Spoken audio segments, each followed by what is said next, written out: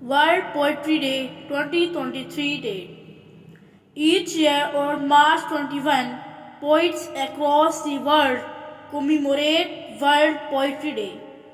On this day, poets are honored oral poetry, recital traditions are revived, poetry readings and writings are promoted.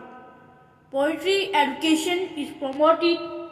Poetry and other creative forms like drama, dancing, music, and sculpture are brought together, and poetry is given more media exposure. Today, on World Poetry Day 2023 Day.